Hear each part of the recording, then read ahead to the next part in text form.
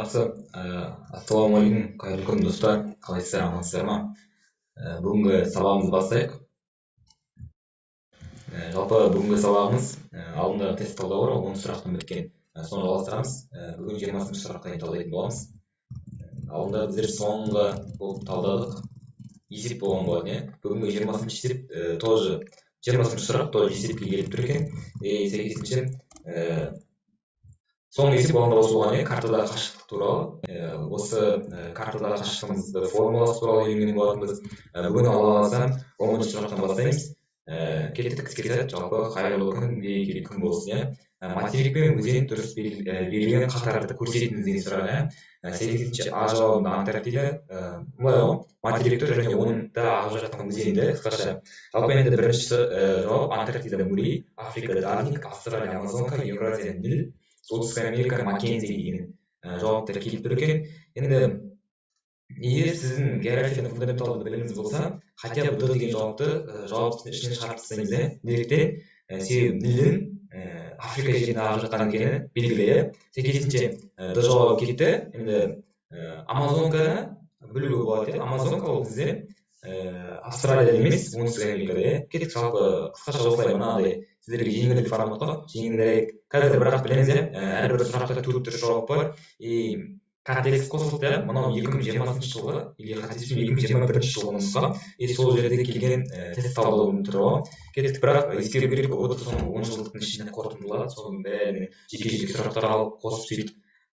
База бір өзгеріп жатқан тек кішкене тақырыптар қосылып жатыр ғой, көргенделген болып жатыр. Кеттік, біріншісі Мурей өзені. Мурей ол біздегі Австралияда ең ірі өзен, ұзындығы 2570, Дарник өзенімен қоса есептегенде дейді. Демек, бізде Мурей Антарктидада емес. Антарктидада өзен бар ма деген сұрақ қой, бірінші айтпақшы, логика бойынша. Антарктида ол жақ қандай? Мәңгі мұз құрсауында, сонда қарамасында орналасқан материк болғанда, ол жақта өзеннің жоқ екені түсінікті. Ол Антарктида әлемдегі ең үлкен шөл, білесіздер ме? Неліктен? Себебі шөл деген сөз сусыз деген мағына ғой. Антарктидада бүкіл жері қар, ол ең үлкен шөлді, ол жақта су жоқ та. Кеттік, А жауабын тастаймыз. Одан кейін Дарник. Дарник, айтып кеткендей, Австралияның оңтүстік шығысындағы өзені Мурейдің 10 тармағы дейді. Көрдіңіздер ме? Яғни өзендер келіп жан-жаққа бөлініп, салаларға бөлініп, тармақтарға сөйтіп бөлініп кетеді ғой. Сәйкесінше Дарник мына А жауабына келген Мурейдің 10 жағалауы, 10 жақ сағасы, саласы, тармағы, саласы тармағы. Демек, Дарник бізде Австралияда тоже. Екінші жауабымыз кетті. Амазонка өзені жалпы оңтүстік Америка орналасқан дүние жүзіндегі ең ірі өзені, судың көлемі бойынша, ірілігі бойынша әлемдегі бірінші өзен, және де ұзындығы бойынша Нилді басып озды. Соңғы деректерге байланысты, Нилдің су тартуына байланысты қазір Амазонка әлемдегі негізгі ең ұзын өзен. Бірақ егер ұбт келуші Нилді белгілей береді, себебі әлі жаңа бір форматта ол дүние енгізген жоқ, және оңтүстік мұхит дейтін тематика енгізген болса, әлі күнге шейін біздің кітап базаларында ол нәрсе жоқ. Енді Амазонка емес, Евразия Нил дейді. Ол басында айтып Нил емес екенді. Нил қай жақта? Ол бізде Африкада орналасқан дүние жүзіндегі ең ұзын өзен көріп тұрсыз. Тіпті Уикипедияның өзі де өзгертілмеген. Ал енді сипаттамасы ұзындығы 6671 километр, және ол қанша қателеспесем 16 мемлекеттің бойына ағып шығады, немесе қателесуі мүмкін, толыққанын қарап аласыздар. Жерорта теңізі алабына жатады. Жалпы көріп тұрғандарыңыз басталып Виктория көлінен алады деген. Бізде соңғы жауап Маккензи. Маккензи Канаданың солтүстік батысындағы өзен, бастауын үлкен еріксіздер көлінен алады дейді. Және Маккензи ойпатымен ағып солтүстік мұзды мұхиттағы Бофорт теңізіне барып құяды дейді. Демек солтүстік мұзды мұхит алабына барып құяды. Сәйкесінше Маккензи бізде Канадада орналасқан дейді. Ал Канада бізде қай материкте орналасқан? Солтүстік Америкада орналасқан. Канада білесіздер, әлемдегі ең көп аралға ие етеді, яғни 3 миллиондай жерін арал болып жатыр ғой, көрсеткім келеді. Жалпы осындай, демек 11 сұрақтың дұрыс жауабы бізде Е жауабы солтүстік Америка және Маккензи материкінің өзенін дұрыс берілген қатар болып есептеледі. Кеттік, одан кейін Тянь-Шань сөзінің мағынасы дейді. Енді Тянь-Шань тауы Қазақстанда ең үлкен таулардың бірі, ең үлкен тау жүйесі, Орта Азияда ең үлкен тау жүйесі. Кеттік. Тянь-Шань тауына қысқаша сипаттама берейік.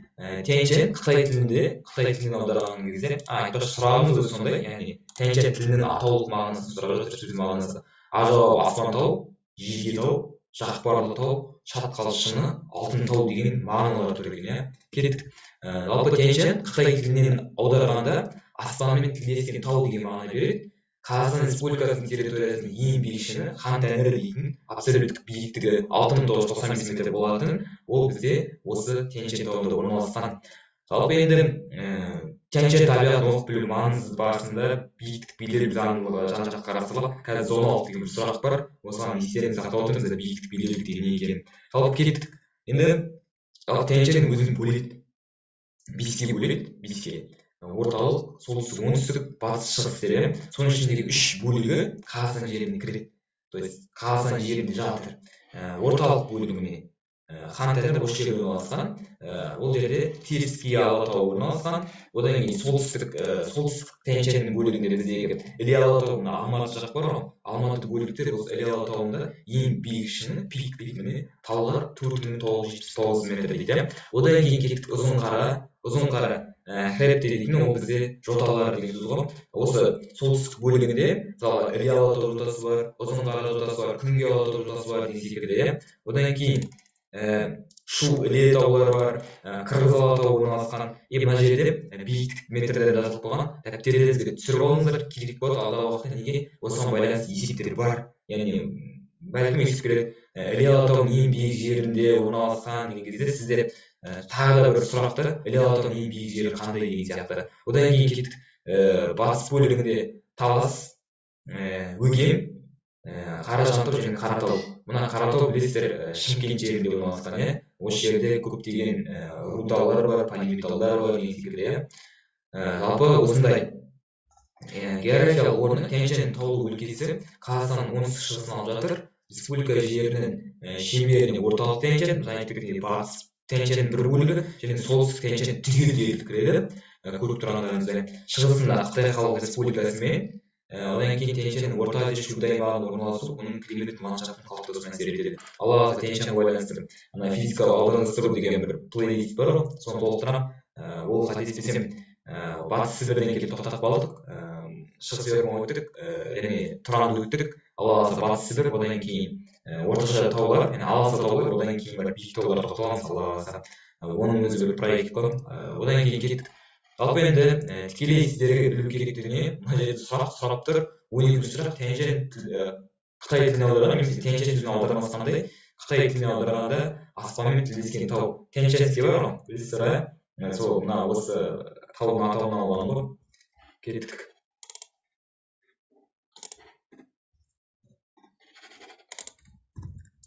Демек Тянь-Шань сөзінің мағынасы аспан тау деген мағына береді. Аспанмен тілдескен тау, яғни көкжиектерін көріп жатқаннан кейін осылай. Демек 12-ші сұрақтың дұрыс жауабы бізде А болады екен. 13-ші сұрақ федеративті республикалар. Мен алдыңғы уақытта бір нәрсе айтып ұмытып кеткенмін. Республикалық басқару формасына қарай федеративті, яғни унитарлы болып бөлінеді. Мен ана республика, монархия дейтін теманы түсіндіргенмін ол кезде. Жақсы, біз осы сабақта федеративті мен унитарлыға тоқталамыз. Енді жауаптар Мексика, Бразилия, Куба, Боливия, Перу, Венесуэла, Перу, Мексика, Боливия, Венесуэла. Бұл 11-ші сыныптың географиясы. Жалпы, осыдан кейін осы кестені бір қарап жіберейікші. Түсінікті болу үшін. Мемлекеттердің жіктемесі дейді. Жалпы мемлекет құрылымына қарай екіге бөлінеді. Унитарлы және федеративті. Яғни унитарлы дегеніміз не? Унитарлы дегеніміз біртұтас мемлекет. Унитарлы мемлекет. Мемлекет немесе ұлттық мемлекет құрылысының бір түрі, оның территориясы әкімшілік аумақ бөліктерге бөлінеді. Аймақтар, облыстар, округтар, аудандар, департамент және тағы басқа бөлінеді. Яғни бір сөз айтқан кезде бұл жерде бір конституция, бір жоғарғы өкілетті орган, бір үкімет болады. Қазақстан осы унитарлы мемлекетке жатады. Яғни ол жерде біз бүкіл бір орталыққа бағынамыз ғой. Мысалға, бір жоғарғы заң шығарушы орган бар деген секілді. Оның өзі келеді, мысалы, төменгі жоғарғы палата деген сияқты, сенат, мәжіліс дегенде. Енді қараңыздар, ал федеративті дегеніміз үстінде тұр. Федеративті дегеніміз заңдық тұрғыда белгілі бір дәрежеде саяси дербестігі бар жекелеген мемлекеттік құрылымдардан құралған күрделі одақтық мемлекет ұлттық тілдік фактордың рөліне қарай федеративті мемлекеттік құрылымның былай толық жасайды. Территориялық негізде құрылған федеративті мемлекеттер оған ақш келісі болады, елу үш штат тұрады. Мысалы Австралия 13 қатесіп сондай, Австралия 9 секілді. Австрия, Германия Федеративті Республикасы федеративтері, Аргентина, Венесуэла, Бразилия, Мексика, одан кейін ұлттық негізде құрылған федеративті мемлекеттер, Үндістан, Бельгия, Нигерия, Пәкістан, олар федеративтер іштеріне бөледі, манағыдай округтарға, штаттарға, және әрқайсысының өзінің заңдары бар. Мысалы, ана бір кинода бар ғой, ақш-тың ішінде штаттар, нақты білмеймін. Мысалы, бір штатта максималды көліктің жүргізу скорості мысалы 130 дейікші мысалы, ол 130-ден келіп, екінші штатта өтіп кеткен кезде ол жақта 110 болса, демек ол сол жақтың заңын жүру керек ендігі. Түсіндіңіздер ме? Одан кейін үшінші түрі федеративті мемлекеттер, аралас ұлттық территориялық негізде құрылған мемлекеттер, мысалы Ресей Федерациясы, көп қой, Якутия, Башқұрттар, Татарстан бар мысалы ретінде. Одан кейін Канада, Швейцария тоже федеративті мемлекет. Енді унитарлы деген түсінікті болды. Унитарлы бір мемлекет, Қазақстан, Қырғызстан, Өзбекстан, оның бәрі унитарлы көріп тұрғандарында. Жалпы енді осындай, енді одан кейін мынандай бір нәрсе бар. Басқару формасы бар. Басқару формасына республикалық және монархиялық бөлінеді. Монархияны үшке алда екі бөлдік, конституция және абсолюттік. Одан кейін теократтық деген дүниені қозғап айтып кеткен. Теократтық деген діни адам билейтін жері ғой. Жалпы енді конституциялық монархиялы мемлекеттерді көрсеткен болады ол кезде. Жапония, Дания, Швеция, Ұлыбритания. Одан кейін абсолюттік, мысалы Батыс Араб Әмірлігі, Катар, Бруней, Сауд Арабия секілді. Теократтық Ватикан, Оман, қателеспесем, жалпы осындай Кувейт секілді мемлекеттер. Жалпы енді ал республиканың өзіне бөлеміз, парламенттік республиканы қаласаң, президенттік республикаға жататын үшін ол жерде ең жоғары лауазымды шен, ол жерде президент. Ал республикада парламент. Мысалы Германияда канцлер бар, бірақ парламентке бағынады тікелей мысалы ретінде. Жалпы осындай бір дүние мемлекеттердің өзі, ана округтардың бөлінуіне байланысты мысалы әр округ өзінің заңы бар, онда федерация немесе бүкіл аймақ бір ортаға бағынып, ол унитарлы. Мемлекет ішінде бөлінеді тоже. Ол парламенттік немесе президенттік немесе ол монархия болуы мүмкін, конституциялық монархия, абсолюттік монархия, теократтық монархия. Сәл қиындау, бұл да 11 сыныптың тақырыбы, немесе 10 сыныптың тақырыбы. Осыған сай стоит, біліп алсаңыз, атом мемлекеттердің саясатын білесіздер. Бұл енді қазіргі таңда географияда мынандай геосаясат деген тема бар ғой, осының ішіне кіреді. Жалпы осындай. Енді сұрағымдар тоқтадық. Жалпы сұрағымыз федеративті республикалар қайсы? Енді мына жақта көргендеріңіздей территориялық негізде құрылған федеративті мемлекет ақш, Австралия, Австрия, Германия, Аргентина, Венесуэла, Бразилия, Мексика дейді. Бразилия, Мексика мына жерде бір жауапта тұр. Көріп тұрғандарыңыздай. Ал қалған мысалы қалған мемлекеттердің әрқайсысында бір-бір тұр. Мысалы Венесуэла тұр, Мексика тұр, допустим, бір-бір жерден, бір-бір елден тұрған, ал ар жағында ғана екі нұсқа бірден берілген. Жақсы, 14-ші сұраққа. Африка жылы дейді. Африка жылы 63, 60, 70, 65, 75 дейді. Африканың отарлау. Жалпы Африка ең қатты отарланған мемлекеттердің бірі. Мына тарихты төрт кезеңге бөліп қарастырамыз. Ежелгі, антик дәуірі, одан кейін орта, феодалдық, жаңа заман, одан кейін жаңа заман капиталистік дейді, одан кейін қазіргі заман индустриалды. Жалпы енді Африканың отарлау қай кезеңінде басталды? Мына жаңа заманда басталды. Жалпы осы аймақта осы үш негізгі объект отарлауға ұшырады. Біріншісі орталық Азия елдері. Мысалы ретінде орталық Азияда Қазақстан, Өзбекстан, Тәжікстан, Қырғыздар, көптеген орталық Азия елдері Ресей тарапынан отарланды, Ресей тарапынан, Ресей империясының тарапынан. Ал мына Африка елдері Франция, Ұлыбритания, Германия, Португалия, Испания, Италия секілді Еуропа елдері тарапынан отарланды. Жалпы Азия бөлігінен Үндістан, Пәкістан секілді мемлекеттер Англия тарапынан отарланды. Және де үшінші отарланған аймақ ол бізде Америка, Оңтүстік Америка. Оңтүстік Америка отарланып тоже испаниялықтармен, француздармен, португалдармен қатты отарланған болатын. Демек үш негізгі отарланған Оңтүстік Америка, орталық Азия және Африка елдері. Енді білесіздер, отарлау дейтін не екенін айтпаса да түсінікті. Халықтың ұлттық идеологиясын жоғалту, тілін жоғалту, дінін жоғалту, дәстүрін жоғалту. Біз 70 жыл айырылып қалуға сәл қалған мемлекетпіз.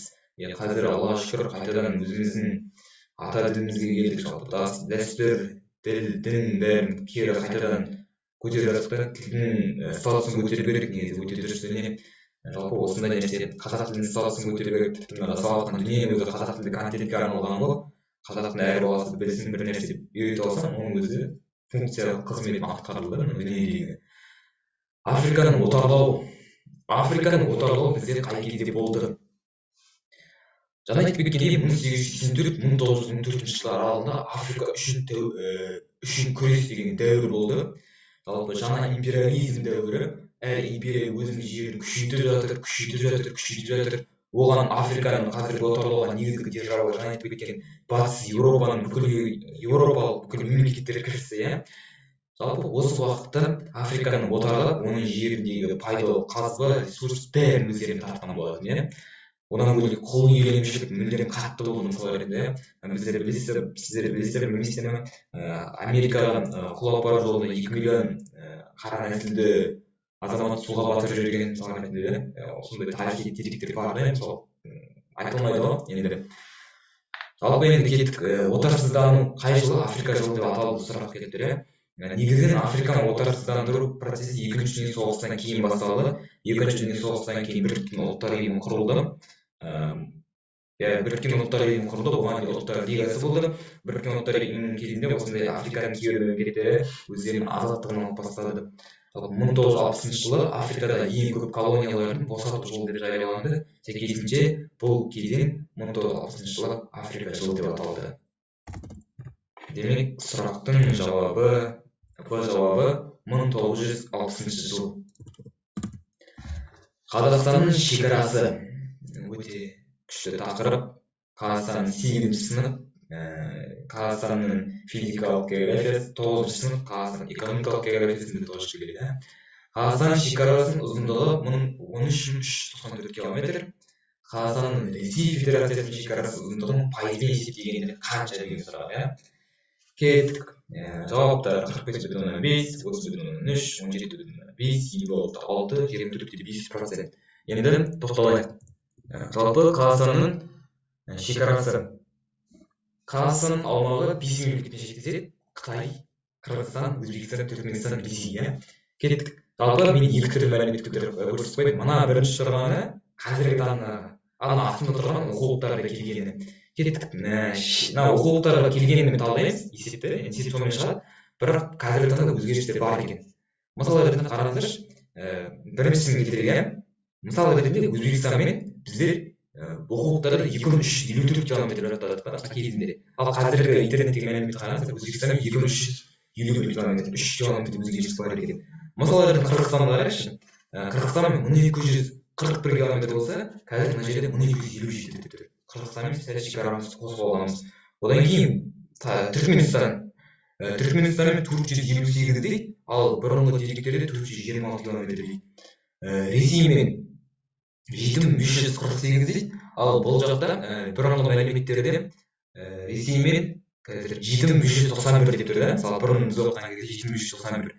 Сәйкесінше енді түсіну керек, кейде әлеуметке шекараны шешіп алу мәселесі талқыланбай жатыр. Мысалы ретінде көп мемлекеттер бар, мысалы Таулы Қарабақ үшін Қарабақ тауын бөлу мәселесі мысалы ретінде.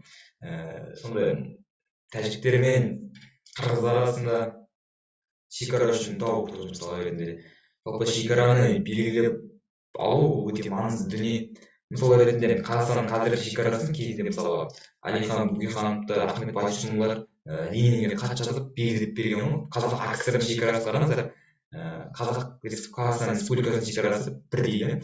Соңғы оқуларын зерттеу бойынша қараған кезінде Қазақ КСР-ден кейін Қазақстан Республикасы болған кезде Нұрсұлтан Назарбаев барып шекара мәселесін талқылаған екен, бекітіп алу керек деп. Қазақстан мына жерде жазылған елдер мен мемлекеттік шекараның халықаралық құқықтық рәсімдеуде байыпты саясат ұстанған талас тудырмайды. Яғни таза шекараны бекітіп алдық та, ешқандай соғыссыз, аллаға шүкір, оның өзі қаншама атауын жерін сақтап қалдық. Жалпы енді кеттік. Есептің сұрап тұрғаны Ресейдің пайызын көрсету керек, ресейлік шекарамен. Оның үшін 394 ол бізде 100% болса, 100% шекарамен болса, 7391 километр қанша пайызды құрайды? Пропорция бойынша 7391-ді көбейтеміз 100-ге, және оны бөлеміз 394-ге, сәйкесінше бізде 56,6% шығады екен, иә. Сосын мына нәрсе 2000 километр теңізбен шектесеміз. Яғни мына 2000 километр ол бізде 1394 километр құрлықтық шекара болса, 2000 километр ол бізде теңіздік шекарамыз. Алдын сабақта өттік қой. Қазақстан 29% теңізге ие етеді, мысалы ие етеді, сол 2000 километр қалап тұр ғой. 56,6 деген бізде Д жауабында тұр. Сәйкесінше 15-ші сұрақтың дұрыс жауабы Д 56,6. Зоналық. Жаңа айттым, зонаға байланысты бір сұрақ бар. Құрлықтағы зоналық тәуелді. Топырақ жамылғысына, жануарлар дүниесіне, өсімдік жамылғысына, географиялық бойлыққа, жылу мен ылғал ара қатынасына дейді. Кеттік. Алпы зоналық дегенде, зоналық түсіндірмес бұрын мына бір суретке қарап жүрейікші. Географиялық зоналықты екіге бөлеміз. Ендік зоналық, биіктік зоналық. Биіктік зоналық таулы жерлерде таралады. Жаңа Тянь-Шаньда айтқан кезде биіктік зоналық деп айттық, иә. Сәйкесінше таулы жерлерде биіктік зоналық таралса, ал кәрім жазықтық жерлерде ендік зоналық таралады. Енді құрлықтағы зоналық осы екеуіне байланысты сұрап тұр. Осы құрлықтағы зоналыққа не әсер етеді деп сұрап тұр. Сұрақты оқиықшы. Құрлықтағы зоналық тәуелді, не нәрсеге тәуелді? Жалпы ендік зоналық жазық жерлерде таралған. Мысалы ретінде мына астындағы суретте мына ендік зоналық бойынша таралған.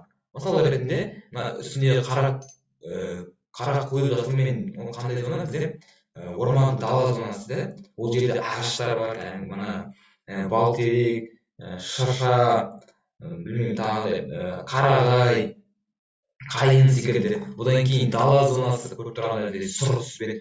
Одан кейін оның астында шөлейт зонасы, иә.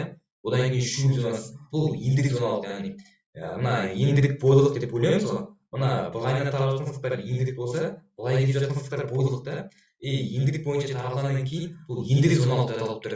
Мысалға, орман даланың өсімдіктері шөлейтті кездеспейді. Мысалы ретінде, шөлдің жануарлары орман далада кездеспейді деген секілді. Ал биіктік зоналық керісінше биіктеген сайын, мысалы ретінде таудың түбінде ағаштар аз өседі, тіпті жусан секілді өсімдіктер, шөптер өссе, одан кейін өскен сайын көтеріле береді. Одан кейін орман, мәңгі жасыл орман, сөйтіп манағы. Дұрыс айтқан кезде, былай қарашы, былай жүрсең 5000 метр болса, былай жүріп 5000 метр жүруге болады. Сәйкесінше екеуінде де бірдей ормандар таралып тұр да.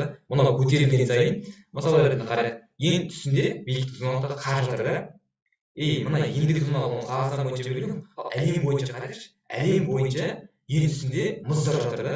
Ол да қар, сәйкесінше. Мына арктикалық шөлде қарлар жатыр да. Көрдіңіздер ме? Қарда қандай өсімдіктер өседі? Мүк құнар деген сияқты жерге жақын өсімдіктер өссе, одан кейін көтеріле береді бұталардан кейін жайлап деңгейіне жететін өсімдіктер, одан кейін мана ағаштар қайтадан төмендеп шөлге қарай. Сөйтіп, одан кейін сол тұрып қайтадан көтеріледі деген сияқты. Тауда да сондай, басында етегінде өсімдік өспейді, кейін көтерілген сайын мана бұтадан кейін ағаш деп кете береді. Одан кейін суықтаған сайын, температура суықтаған сайын, демек қар жеткен жерлерде өсімдік өсе бастайды.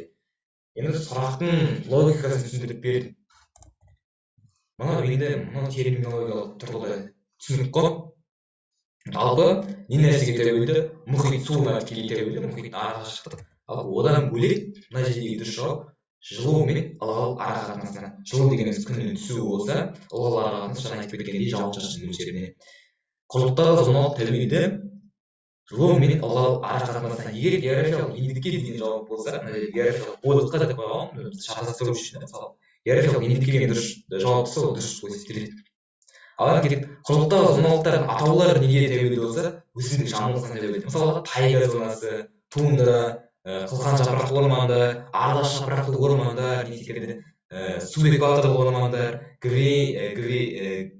гвинеялы ормандар, мысалы, оның бәрі орманның атауларын, өсімдіктің атауларымен сәйкес зонаны атауы беріп тұр. Атаулар өсімдікке байланысты қойылған, ал өздері жалпы жылу мен ылғалға тікелей тәуелді. Оның өзі бөлінеді, ендік және биіктік белгілерді. Жақсы. Одан кейін алдағы уақытта егер географияны тереңірек зерттеймін, географияны қызығамын десең, Азанаты дейтін тема бар. Бұл өзендер жағында өзендер тіпті зонаға бағынбайды олар. Шөлде өзен ағып жатса, оның қасында орман даланың өсімдіктер өсуі мүмкін. Мысалы, Азанаты жері жатады, зонаға бағынбайды. Кеттік. 17-ші сұрақ. Сарыарқаның батыстан шығысына дейінгі ұзындығы дейді. Жауаптар 1600, 1500, 1200, 900, 400 деген жауап бар. Ал Сарыарқаға байланысты физикалық аудандаштыру ішінде тақырып бар. Бұйырса өтеміз. Алла амандығын салса. Жалпы енді кеттік. Сарыарқа географиясы. Сарыарқа екінші атауы қазақтың ұсақ шоқысы деп аталады. Орталық Қазақстанда орналасқан, батыстан шығысқа дейінгі ұзындығы 1200 км. Сарыарқаның батыстан шығысқа дейінгі ұзындығы 1200 километр екен. Кеттік. Енді оңтүстіктен солтүстікке дейін 950 километр. Сәйкесінше Ұлытау, Көкшетау, Шыңғыстау, ең биік жер Ақсоран 1566 метрге жетеді. Жалпы осындай. Жалпы Сарыарқа туралы геологиясы каледонда басталған, ертеңде қатпарлы кезеңдерде қалыптасқан. Қазір нөшелеу үгілу әсерінен төмендеп жатыр. Жалпы осы өсімдіктер мен жануарлары, көріп тұрғандай жануарлары, бұғы, елік, ақбөкен, қасқыр, түлкі секілді жануарлар кездессе, өсімдіктерден қайын, Астанаға бара жатқан жолда Сарыарқаны көресіздер тоже, шет жақтарын. Көкшетау таулары мысалы ретінде Сарыарқаның бөліктері. 18. Нарын жотасы орналасқан Алтайдың бөлігі. Жалпы Нарын жотасы Алтайдың қай бөлігінде орналасқан? Сауыр, Мұзтау, оңтүстік Алтай, Қалба, Кейінді Алтай дейді. Жалпы Алтайды 3 бөлікке қарастырамыз. Оңтүстік Алтай, Кейінді Алтай және Қалба жотасы деп. Енді қарайық. Бұл жерде орналасқан 3 жауапты екеуміз болады. Сауыр мен Мұзтау. Себебі Сауыр тарбағ Алтай, Сауыр мүлдем қатысы жоқ. Енді осы үшеумізден табу керек. Кеттік. Нарын жотасы. Нарын жотасы оңтүстік Алтайдағы таулы жота дейді. Демек сұрақтың дұрыс жауабы оңтүстік Алтай. 18. Абай облысы Көкпекті ауданы, Шығыс Қазақстан облысы Қатон-Қарағай ауданы жерінде орналасқан. Жер бедері жота батыстан шығысқа қарай 130 км болып жатыр. Ең биік жері абсолют биіктігі 2533. Нарын жотасы Күршім және Нарын өзендерінің су айырығы саналады. Жотаның баурайынан Құрғақ Қайынды, Жіңішке, Күршім, Нарын, Қиынсу, Құмырза, Маралды, Озерная өзендері бастау алады. Жалпы енді Алтайға да байланысты физикалық аудандаштыруға байланысты, Алтайға байланысты жеке сабақ бар. Енді сіздерге ОБТ-ға байланысты мәлімет жеткілікті болады. Алдағы уақытта бірақ Алтай тауына байланысты еңбек шығады, Алла қаласа бір сабақ шығады, сабақ болған дәріс. Жалпы осындай кең тоқталмай қояйық. Ең негізгіне мына жерде Нарын жотасы сипаттамасы тау жүйесі оңтүстік Алтай пайда болды палеозойда, ұзындығы 130, биіктігі 2533 метр. Абай облысы құтты болсын деймін. Жақсы. Қазіргі таңда облыстардың атаулары өзгеріп кетті, білесіздер ғой. Ұлытау 18 С. 19 мынау Нарын жотасы өте әдемі. Қарасаңыздар, Қазақстан жерінің туризм дамыту тоже маңызды. Жалпы география таңдайтын бағыттағы оқушылар туризм тоже қарайсыздар ғой. Сол уақытта мына дүниелерді пайдаланды, қазақтың керемет жерлерін туристический аймаққа айналдырып, экономикаға пайда әкелуге болады да, ол да плюс қой. Бір мемлекеттер мүлдем шекті шықпайды, тек туристік, мысалы Францияда алып қояйық, мысалы Парижде алып қояйық, бір өзінің мемлекеттің экономикасы толық қамтамасыз етіп жатыр.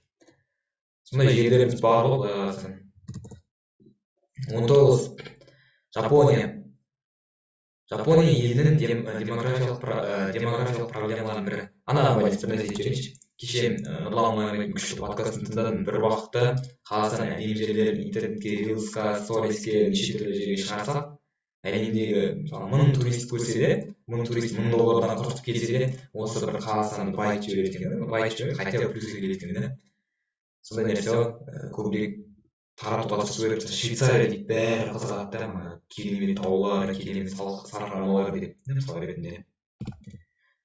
Жапония елінің демографиялық проблемаларының бірі ұлттың жасаруы, демографиялық көктем, көші-қон, ұлттың қартаюы, демографиялық жарыс. Қалғы, жалпы Жапонияның қалғы табиғи өсіп ерекшелік ұлттық құрамын орналасуы дейді. Халық саны жағынан дүниежүзілердің алғашқы ондығына аяқтайды, 10 жыл орналасқан. Соңғы 10 жылдықта халқының табиғи өсу сипаты күрт өзгерген. Жапония өсудің екінші түрінен бірінші түріне өткен Азиядағы мемлекетке айналды. Бұл демографиялық революция өте қысқа мерзімде өтті. Ол Жапон қоғамының аса ірі әлеуметтік экономикалық қайта құрылуының білім беру денсаулық сақтау саласында үлкен жетістіктерге жету нәтижесінде іске асқан болатын. Жапония дүниежүзінде балалар өлім көрсеткішінің ең төмендігімен және өмір сүру орта жасы бойынша көрсеткішінің ең жоғарымен танымал. Демек өмір сүру жасы өте жоғары. Сондай-ақ оған мемлекеттік демографиялық саясат үлкен әсер еткен. Мысалы, отбасы мәселелерін жоспарлау жөніндегі сабақтар мектепте жоғары сыныптар, мысалы 11 сыныптарда үйретілген. Біздерде ондай жоқ. Бізде отбасыға байланысты сабақ жоқтан біздерде үйленіп кете салады, негізі ол да дұрыс емес. Үйлену керек бір нәрсені ұбт-ның өзінде қарапайым дайындаласың ғой. Дайындалып, мәліметтер жинайсың. Сол сияқты біздерде үйленуге байланысты сауаттылық болу керек. Кез келген қаржыға байланысты, үйленуге байланысты, отбасы өмірге, отбасы институты, құқықтық, алғашқы медициналық көмекке байланысты бізде фундаменталды білім болу керек. Жапонияның халқының ұлттық құрамы мүлдем бірыңғай. Яғни ол жақта 99% жапондар көрсеткен. Жапон тілі өте ерекше, басқа тілдер топтарының бір-біріне қосылмайды. Иероглиф, буындық әліппе ретінде пайдаланылатын қазіргі Жапонияның жүйесі де өте күрделі. Халық тығыздығының орташа есебі 1 км квадрат 340 адамнан келеді. Жапония дүниежүзіндегі алғашқы орындардың біріне иеленеді. Шын мәнінде мұнда халықтың тығыздығы едәуір жоғары, өйткені елдегі халық тегеурінділік жағалау ойпаттардың өзінің аңғарында шоғырланған дейді. Енді Жапонияның демографиялық проблемаларының бірі жалпы ұлттың қартаюы дейтін мәселе. Онда жақта қарттар өте көп, жастар азырақ. Биіктігі 350 метр, 20 сұрақ, тау етегіндегі қысым 750 мм болса, тау басындағы қысым неше? 112, 700, 725, 710, 715 деген жауаптар. Кеттік. Формула. H тең болады, тау етегіндегі азайтылған тау биіктігіндегі көбейтілген 10 дейді. Енді түсіндірейік. Бұл қысымға байланысты формула. Биіктік тең болады, таудың етегіндегі қысым, азайтылған таудың шыңындағы қысым көбейтілген 10. Осы формула қатып болған формула. Егер сен таудың етегіндегі қысым сұраса, осы формуланы қолданасың. Таудың шыңындағы қысым сұраса, осы формуланы қолданасың. Биіктік сұраса да осы формуланы қолданасың. Кеттік. Биіктік 350 метр деп тұр. Бізде биіктік бар екен. Таудың етегіндегі қысым 750 мм, таудың етегіндегі қысым бар екен. Демек таудың шыңындағы қысым табу керек. Сәйкесінше биіктіктің оған 350 тең болады. Таудың етегіндегі қысым 750 азайтылған таудың шыңындағы қысым көбейтілген 10. Сәйкесінше 750 мен таудың шыңындағы бер жаққа қойып қоямыз да 350-ді арғы бетке өткіземіз математикада.